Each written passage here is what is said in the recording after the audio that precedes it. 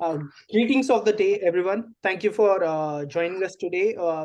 Today, we'll be discussing a very important topic, and that is the appointment of new army chief in Pakistan.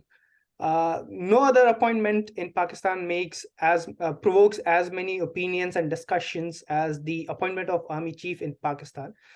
So, to understand the phenomenon and the wider connotation attached to the process, we have with us a very special guest, Dr. Ayesha Siddiqa.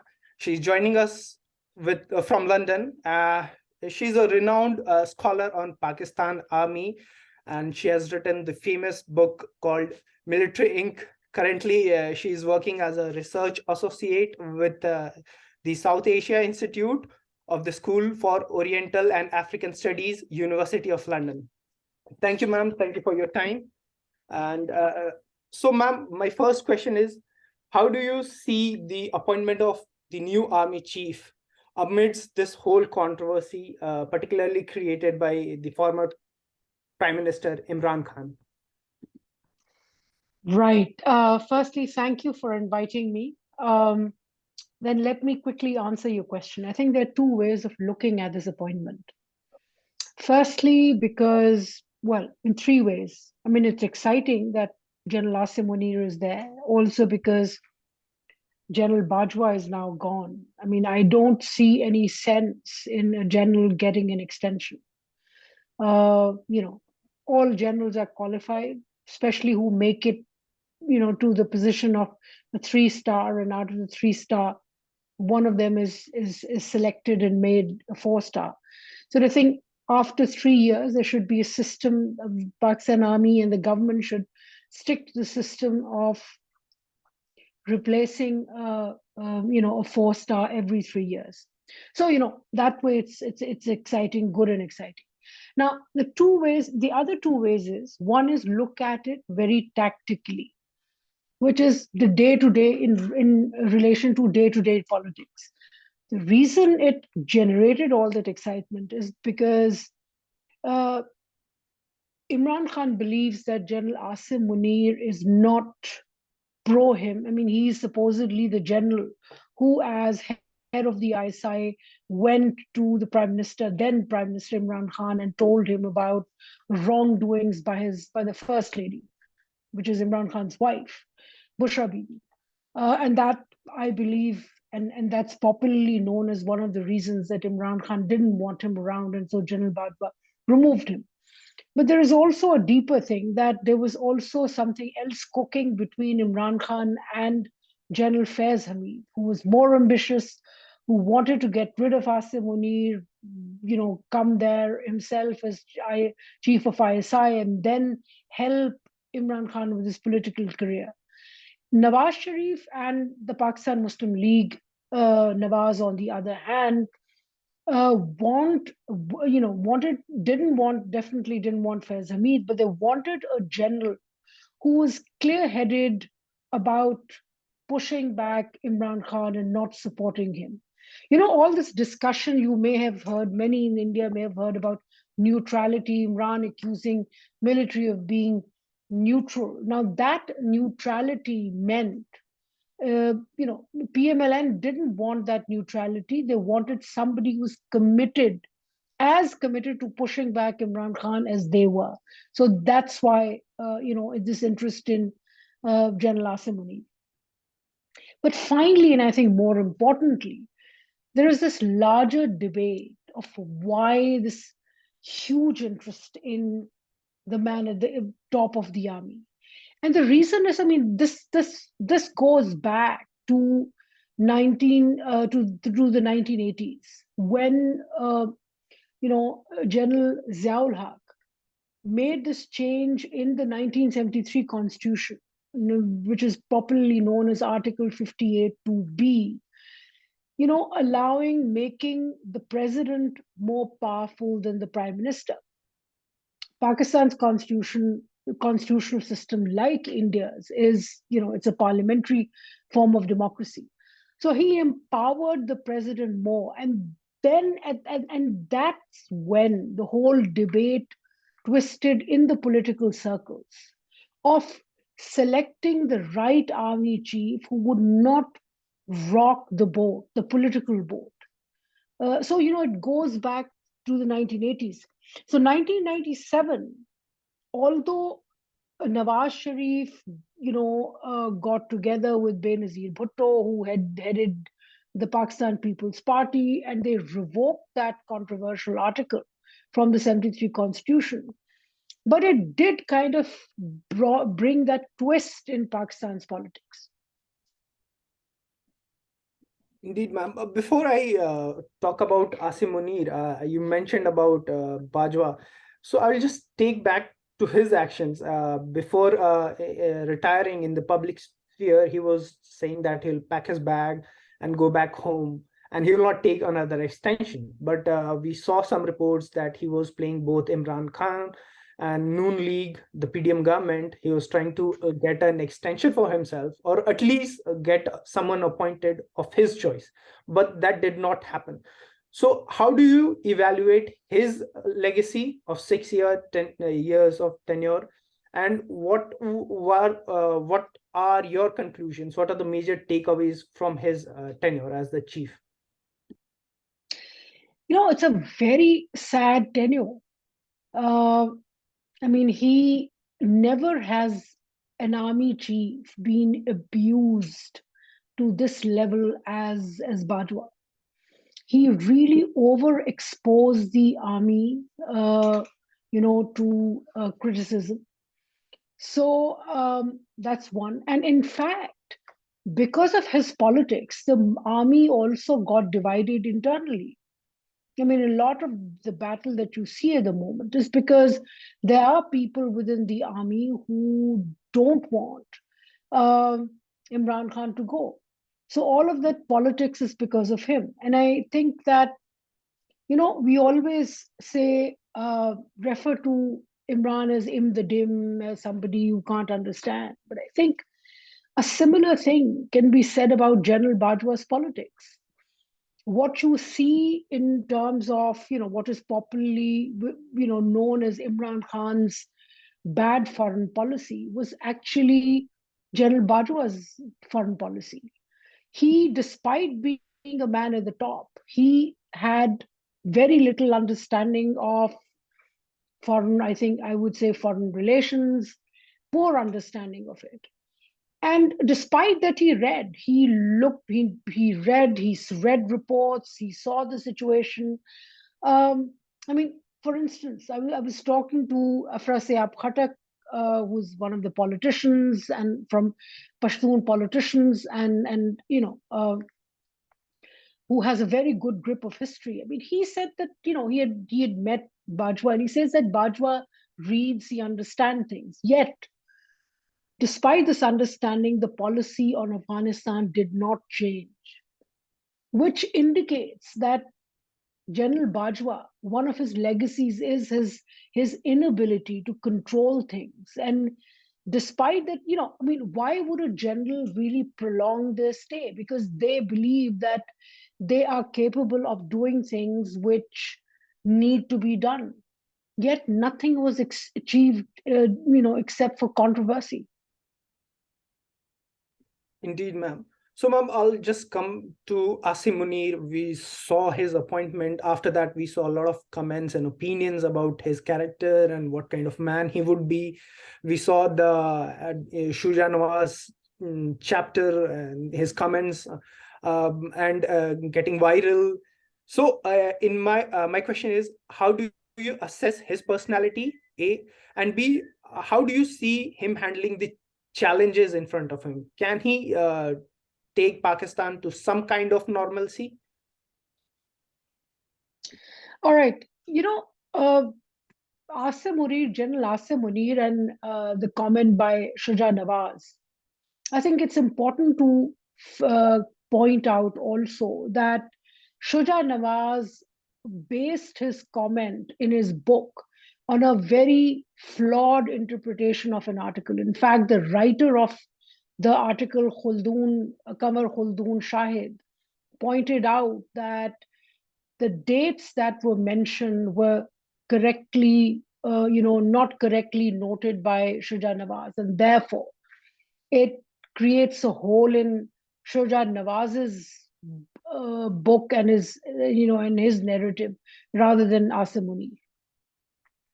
See, Asim Munir, I would say two things. One is that largely I feel that because of these series of extensions, because of the personal greed of senior commanders to stay longer, stay in power, it has really poorly affected the quality of, leadership in Pakistan Army. So that's a broader comment. But having said that, I think he is, you know, an average general. He's not, as far as foreign relations or the policy direction is concerned, I don't think that he is going to uh, make any huge changes there. As far as India is concerned, the policy will remain the same. As far as Taliban, I mean, in fact, he is, his biggest challenge is, as far as is one is Balochistan, the other is TTP. In fact, the biggest challenge is the TTP, which he has to face, and let's see how does he handle it. I mean, so far, he's been soft on it. So, what's his, where is his intention of how far he's going to take it? Um, right now, also, there is this problem that he is completely bogged down in the internal political battle. And how well does he extricate himself is a major challenge for him. He has to ensure a level of unity within his own cadres, his officer cadre, and to take them back to a point where whoever is at the top in the government doesn't make any difference. Yes, ma'am. Ma'am, after the appointment, we saw the resignation of two generals, Faz Hamid and Azhar Abbas. You mentioned about Faz Hamid's ambition, so his resignation is still understandable. But General Abbas' resignation was a bit of surprise. So, how do you read these developments, and should we look beyond the headlines? Does that indicate the growing fissures within the Pak Army, which you had mentioned earlier? Yeah, I mean, look, these resignations, one, because Asim Munir is senior to these two gentlemen, so they needn't have resigned.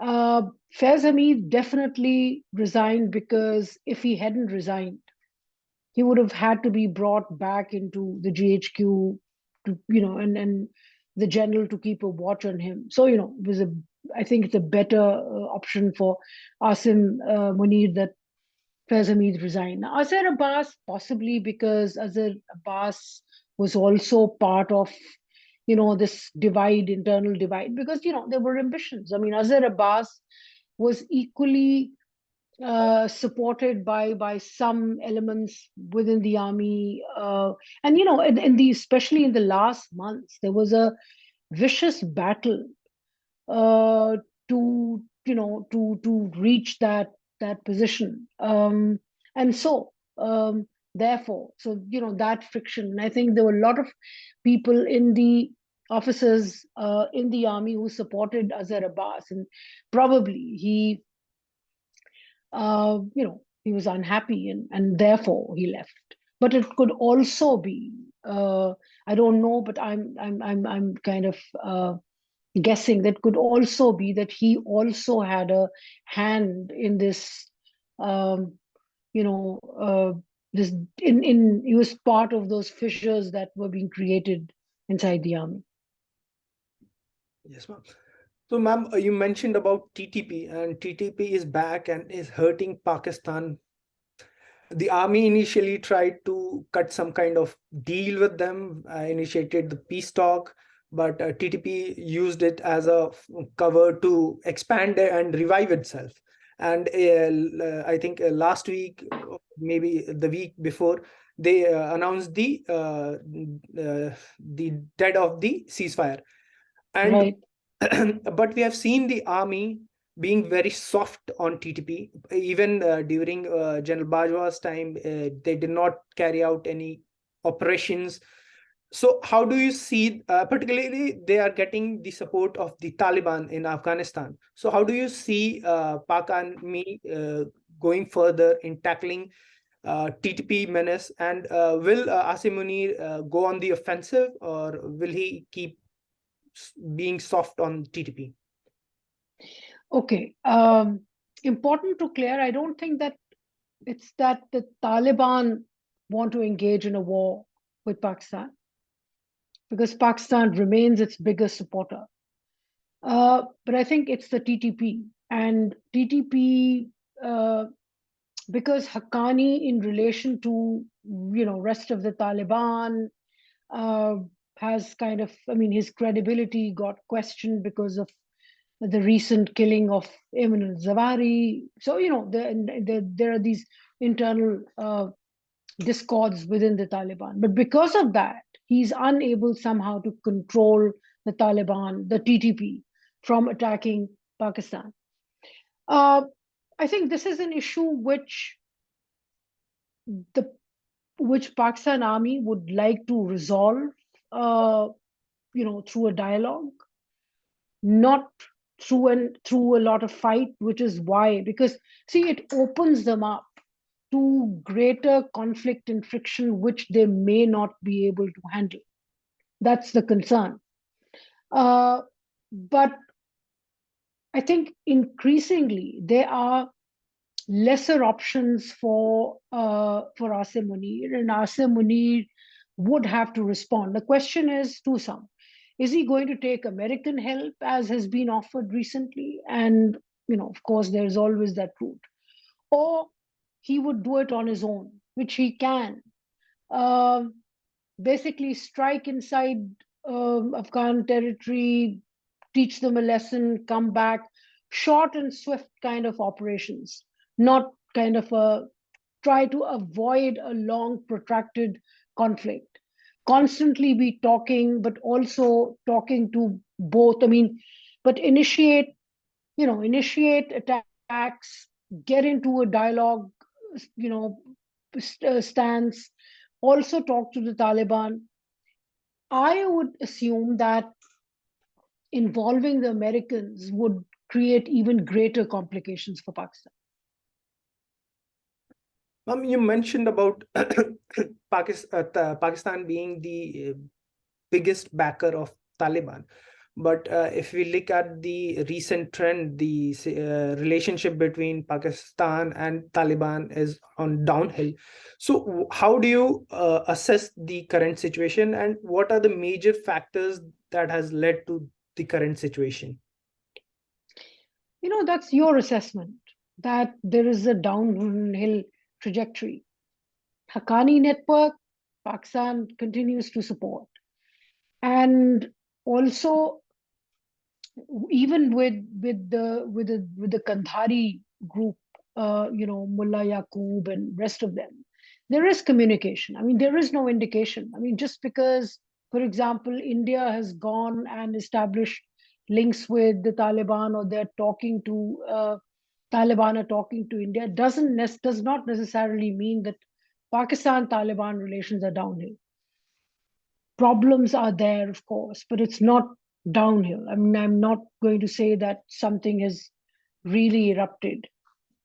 It's a problematic relationship, but that is how. And in fact, Pakistan, much against displeasure of a lot of people in the civil society who have argued against Pakistan only investing in the Taliban. Pakistan continues committed to Taliban.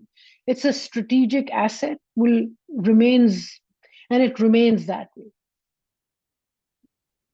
You had mentioned about the dislike of Imran Khan for Asim Munir, and we all know the reasons why. So, how do you see the appointment of this new army chief and his relations with Imran Khan impacting the politics? Can we see in a future Asim Munir and Imran Khan shaking hands for a common cause? I wouldn't comment on something hypothetical. It could happen. It all depends on if Imran Khan is able to prove that he knows how to master the art of running the election on his own. What is clear is that this election, the army is not going to be backing him, right? So if they're not backing him, then uh, will he still be able to have support from within the army to the degree, or the ISI to the degree that he can plan something? He's not a good uh, planner as far as electoral politics is concerned. He doesn't have a cadre that can, that knows how to run the electoral system. I mean, Pakistan elections is so much about, the tribal baradri, managing that. PMLN is good at it. But there is also a fact that right now, Imran Khan has a lot of popularity. But how is he going to balance, how are we going to see a balancing between the two? Very clearly, and let me repeat myself, the army is not about to, the army chief is in no mood to help him. So in that case, will he be able to turn his popularity in his favor come the next elections? That's the question mark. And even before that, let's see.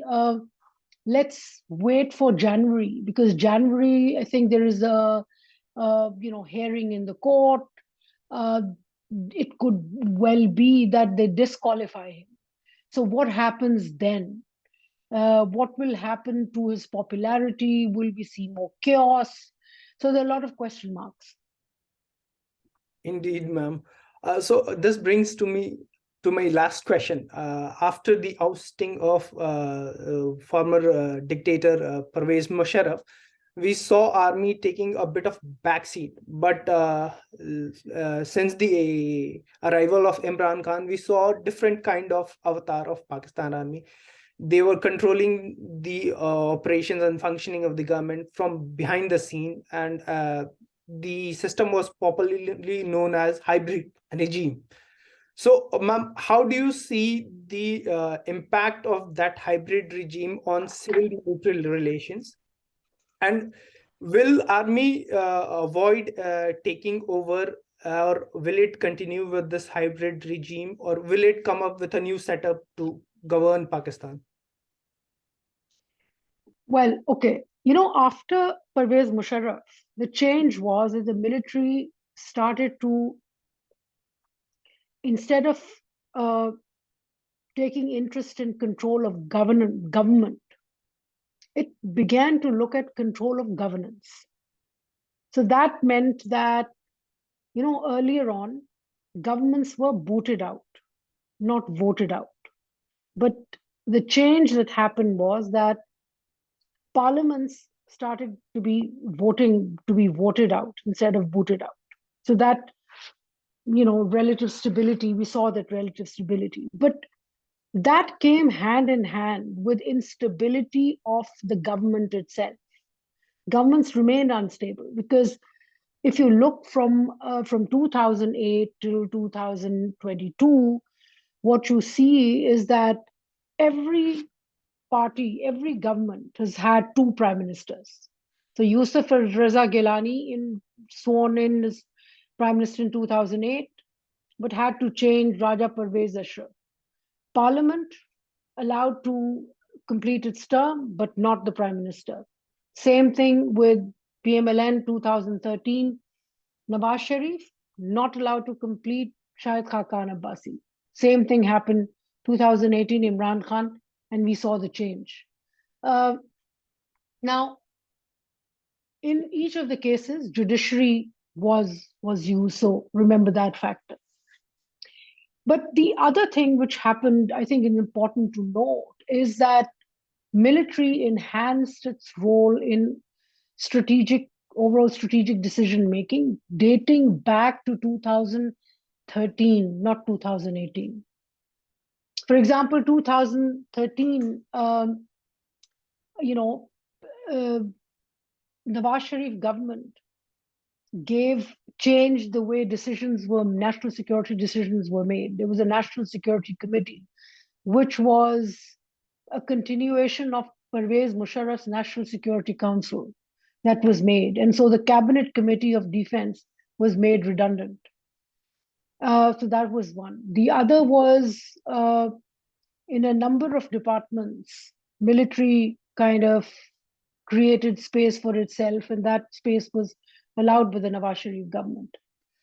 Then comes 2018, when Imran really expanded their outreach. And now the difference between, of course, Nawaz Sharif and Imran Khan was that Nawaz Sharif wanted to have a role in foreign policy, bits of security policy. Imran couldn't care less. And that is where we think that the hybrid system started in 2018. I would argue it started before that. That's important note. Now, what will the government do now? I think the hybrid system continues. I mean, Shehbaz Sharif is a very weak prime minister. There is no indication that he's a strong prime minister. In case we do not get a government with a 2/3 majority, it will mean that the hybrid will continue. And finally, I think it's important to note that to get rid of hybridity, the political government will have to improve the political process on the one hand, and handling of the military, institutional handling of the military, and increasing parliament's power to handle the military much more if they want to have a shift in civil military relations in their favor. Ma'am, if I can ask you the last question, you mentioned Sure. about the political government coming into majority with 2/3. Even if a government is formed with 2/3 majority and the minister acts and tries to tame the Pakistan army, will the Pakistan army submit to the whims and fancies of the political leadership? See, two-third majority is the reason I said 2/3 majority, because you need 2/3 majority to actually be more confident. But with that confidence comes the will to create institutional mechanisms to push back the military. You don't want to overexcite them. You don't want to, I think this is a time when a dialogue between the political governments and military is needed. In a more structural fashion than what we see today. Yeah, I mean, of course, military generates instability. Military is a powerful institution, and it's in its interest to hold on to power. Now, how do you think about it? These governments, future governments, have to be more imaginative. These political parties have to be more imaginative to see how do you push back the military, which means be more assertive institutionally, but also give the military a confidence that the political parties are not going to damage strategic interests.